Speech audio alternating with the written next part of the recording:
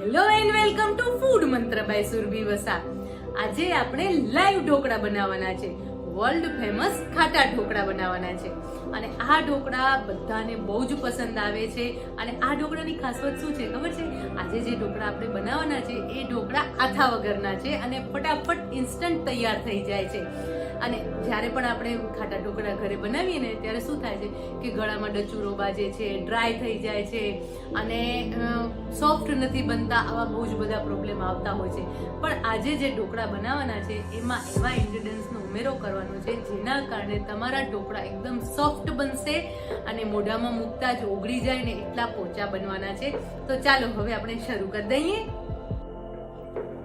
Live dhokla માટેનું ખીરું તૈયાર કરી લઈશું. હાફ કપ હાંડવા ઢોકળાનો લોટ લેવાનો છે. અત્યારે આપણે ઇન્સ્ટન્ટ બનાવી રહ્યા છીએ લાઈવ ઢોકળા. જે લાઈવ ઢોકળા તમે લગ્ન પ્રસંગમાં ખાતા હો છો એવા જ લાઈવ ઢોકળા ઘરે બનશે. હાફ કપ સોજી લઈશું. હાફ કપ ચણાનો લોટ લેવાનો છે. બેસન પણ તમે લઈ શકો છો. ચપટી હળદર ઉમેરીશું. એક ચપટી જેટલી જ હળદર ઉમેરવાની છે. અને અત્યારે 1 ટીસ્પૂન મીઠું લઈશું.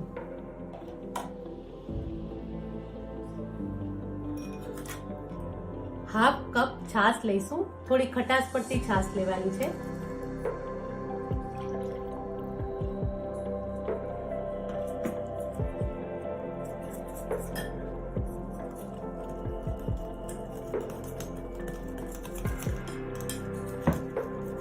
જ્યારે પણ આપણે ઢોકળા બનાવતા હોય ને ત્યારે એનું ખીરું થોડું પતલું રાખવાનું છે, કારણ કે જે આપણે ઢોકળા બનાવીએ એ પતલા હોય તો સરસ લાગે છે. બહુ જ જાડા ઢોકળા ખાવાની મજા નથી આવતી હોતી. અને બારે જ્યારે આપણે લગ્ન પ્રસંગમાં જતા હોય ને ત્યાં જે લાઈવ ઢોકળા હોય છે એ એકદમ સરસ પતલા હોય છે અને એનો સ્વાદ પણ બહુ જ સરસ લાગે છે. ખીરું તૈયાર થઈ ગયું છે. હવે આ ખીરુંને લગભગ અડધો થી પોણો કલાક માટે આપણે રેસ્ટ આપી દઈશું, જેથી કરીને જે સોજી છે એ સરસ રીતે ફૂલી જશે.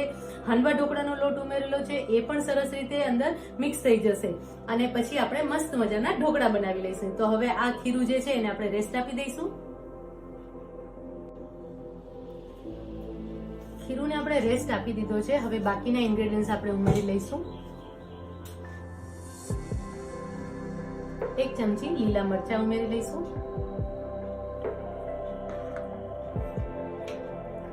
1 ચમચી મલાઈ ઉમેરીશું. હા, આ એક એવું સિક્રેટ ઇન્ગ્રેડિયન્ટ છે કે જેના કારણે તમારા જે ઢોકળા છે કે એ એકદમ સરસ સોફ્ટ તૈયાર થશે. અને જે ડચુરો આવે છે ને, ઘણીવાર આપણે ઢોકળા ખાતા હોય ને ત્યારે 1-2 પીસ ખાઈએ પછી એવું થાય કે ના, ગળામાં ડચુરો બાજે છે. તો મલાઈ ઉમેરવાથી આ પ્રોબ્લેમ નહીં આવે અને જે ઢોકળા છે એકદમ સરસ સોફ્ટ તૈયાર થશે અને મોઢામાં ઓગળી જાય એટલા સરસ સોફ્ટ તૈયાર થવાના છે. 1 ટીસ્પૂન તેલ ઉમેરી લઈશું.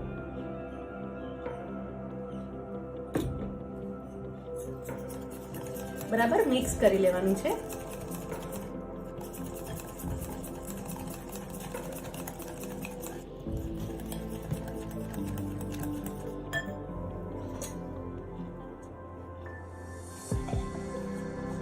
હાફ ટીસ્પૂન મીઠું ઉમેરી લઈશું.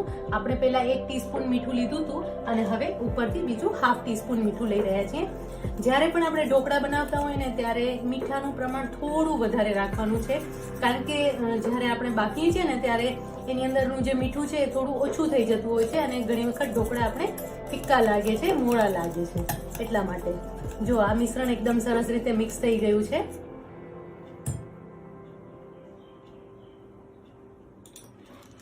હવે આપણે એની અંદર ફ્રૂટ સોલ્ટ ઉમેરી લઈશું. તમે સોડા પણ ઉમેરી શકો છો અને ફ્રૂટ સોલ્ટ પણ ઉમેરી શકો છો. હું અત્યારે ફ્રૂટ સોલ્ટ ઉમેરી રહી છું. લગભગ અડધી ટીસ્પૂન જેટલું હું ફ્રૂટ સોલ્ટ લઈ રહી છું. જો તમે સોડા ઉમેરતા હો તો હાફ ટીસ્પૂન સોડા લેવાના છે. અને જ્યારે સોડા ઉમેરતા હો ત્યારે તેલ અને પાણી બંનેનું મિક્સ કરી લેવાનું છે. એટલે કે 1 ટેબલસ્પૂન તેલ અને 1 ટેબલસ્પૂન પાણી લેવાનું છે અને એ બંનેને ગરમ કરી અને એની અંદર સોડા ઉમેરવાના છે. અને જ્યારે તમે સોડા ઉમેરતા હો તો આપણે જે અગાઉથી તેલ ઉમેર્યું એ તેલ એની અંદર નથી ઉમેરવાનું. જો આ રીતે સરસ રીતે મિક્સ કરી લેવાનું છે અને તમે જોઈ શકો છો કે જે ખીરું છે એ સરસ ફૂલી ગયું છે.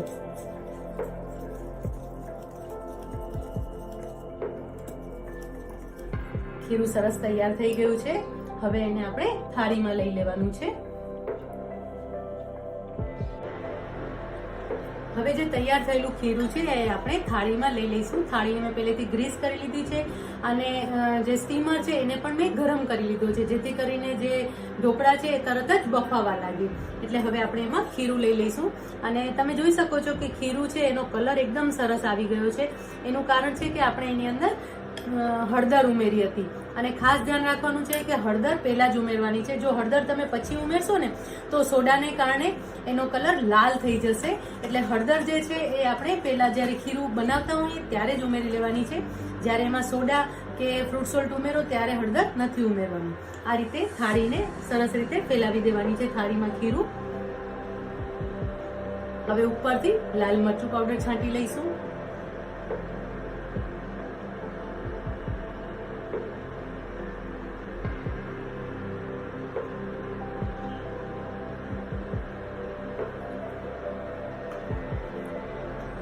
હવે ઢાંકીને લગભગ 10 થી 12 મિનિટ માટે આપણે એને સ્ટીમ થવા દઈશું. તમે જોઈ શકો છો કે મસ્ત ઢોકળા તૈયાર થઈ ગયા છે. હવે એના પર 1 ટીસ્પૂન તેલ રેડી લઈશું. હંમેશા જ્યારે પણ તમે ખાટા ઢોકળા કે લાઈવ ઢોકળા બનાવતા હો ને ત્યારે એના ઉપર આ રીતે તેલ ફેલાવી લેવાનું છે. આમ કરવાથી તમારે ઉપરથી તેલ પણ નહીં લેવું પડે અને ઢોકળા છે એકદમ સરસ સોફ્ટ તૈયાર થશે અને ડચુરો પણ નહીં બાજે. આ રીતે પ્રોપરલી મિક્સ કરી લઈશું. હવે એને કટ કરી લેવાના છે. એકદમ સોફ્ટ ઢોકળા તૈયાર થયા છે. લાઈવ ઢોકળા જે આપણે લગ્ન પ્રસંગમાં ખાતા હોઈએ છીએ ને એવા જ ઢોકળા અત્યારે તૈયાર થયા છે. એને કટ કરતી વખતે પણ હંમેશા ધ્યાન રાખવાનું છે કે આ રીતે તાવીથો લઈ અને પછી આ રીતે કટ કરવાના છે. તમે જો આમ સીધે સીધા આવી રીતે કટ કરશો ને તો ઢોકળાની ધાર તૂટી જશે અને એનો શેપ સરસ નહીં મળે.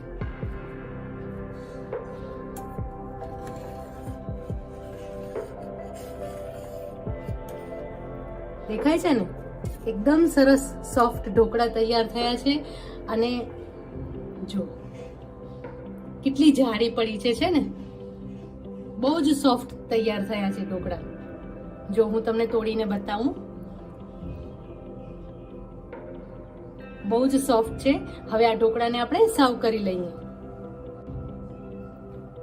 ગરમા ગરમ ઢોકળા આપણે સર્વ કરી લઈએ.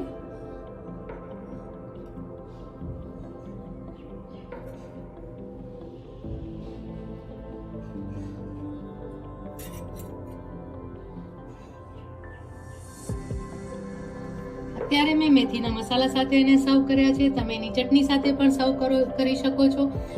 જે લાઈવ ઢોકળા સાથેની યલો દાળિયાની અને લીલા મરચાની જે ચટણી આવે છે એની સાથે પણ બહુ જ સરસ લાગે છે. તો હવેથી તમારા ઘરે લાઈવ ઢોકળા આ જ રીતે બનાવજો. એકદમ ઝડપથી તૈયાર પણ થઈ જશે અને એકદમ ટેસ્ટી લાગશે. તો તૈયાર છે લાઈવ ઢોકળા. આવી જ નવી વાનગીઓ સાથે નવી વાતો સાથે ફરી આપણે મળતા રહીશું. ત્યાં સુધી બાય બાય.